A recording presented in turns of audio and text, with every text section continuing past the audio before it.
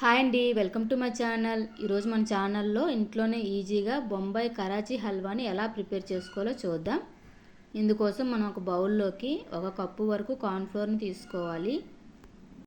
అలాగే అదే కప్పుతో 2 కప్పుల వరకు వాటర్ని తీసుకోవాలి. కొద్దిగా వాటర్ని వేసుకుంటూ ఉండలు లేకుండా ఇలా ఒక ఎగ్ బీటర్ని తీసుకొని బాగా మిక్స్ అయ్యేటట్టు కలుపుకోవాలి. ఇప్పుడు మరికొద్దిగా వాటర్ని వేసుకుంటూ బాగా మిక్స్ అయ్యేటట్టు కలుపుకోవాలి. ఇలా బాగా కరిగిన తర్వాత ఒక పక్కన పెట్టుకోవాలి. ఇప్పుడు స్టవ్ ఆన్ చేసుకొని 1 కప్పు కార్న్ఫ్లోర్కి 2 కప్పుల షుగర్ని తీసుకోవాలి.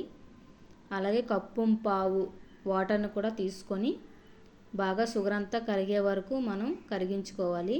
ఇది పాకం రావాల్సిన అవసరం లేదండి, షుగర్ కరిగితే సరిపోతుంది. ఇప్పుడు వీడియోలో చూపిస్తున్నట్టు ఇలా షుగర్ కరిగితే సరిపోతుంది. ఇప్పుడు మనం కలిపి పక్కన పెట్టుకున్న కార్న్ఫ్లోర్ పిండిని మరొకసారి బాగా కలిపి ఇందులో వేసుకుంటూ గరిటెతో కలుపుకుంటూ వేసుకోవాలి.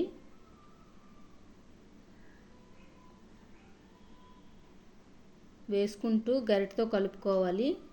ఇప్పుడు ఉండలు లేకుండా బాగా వస్తుంది.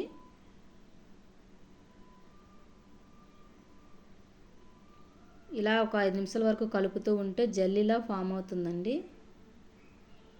అలా ఒక 10 to 15 మినిట్స్ వరకు అలా మిక్స్ చేసుకుంటూ కలుపుకోవాలి. అప్పుడు ఇలా ఫామ్ అవుతుంది మనకు జెల్లీలాగా. ఇప్పుడు ఇందులోకి మనం 1 స్పూన్ వరకు నెయ్యిని వేసుకోవాలి. 1 స్పూన్ నెయ్యిని వేసుకొని మరొకసారి బాగా కలుపుకోవాలి.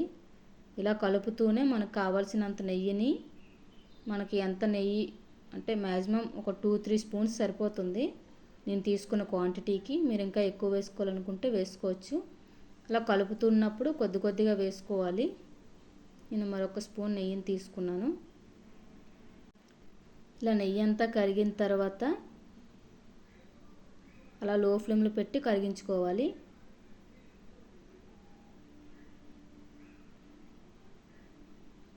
ఇప్పుడు ఇలా కలిపి పెట్టుకున్న తర్వాత ఇప్పుడు కొద్దిగా నెయ్యి అంతా కరిగిపోయి చూడండి ఇలా వచ్చింది. ఇప్పుడు మనం ఒక 1/2 స్పూన్ వరకు లెమన్ జ్యూస్ని వేసుకోవాలి. ఈ లెమన్ జ్యూస్ వేసుకోవడం వల్ల మనకి కరాచీ హల్వా అనేది గట్టిగా సాగుతూ రాకుండా స్పాంజీలా వస్తుంది.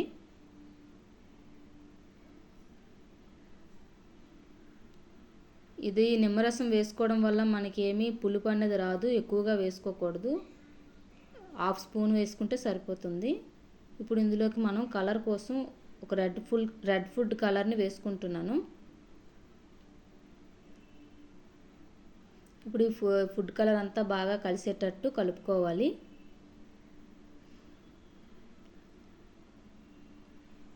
మొత్తం ఫుడ్ కలర్ అంతా కలిసేటట్టు బాగా కలుపుకోవాలి.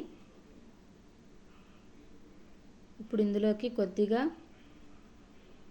ఇలాచీని వేసుకోవాలి, అదే యాలకుల పొడిని వేసుకోవాలి. ఈ యాలకుల పొడి సువాసన కోసం వేసుకుంటున్నాము.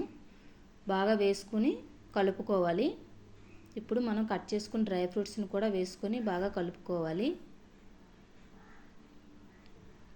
ఇదంతా మీడియం ఫ్లేమ్లో పెట్టుకొని చేసుకోవాలి, లేదంటే అడుగు అంటుకొని మాడిపోతుంది.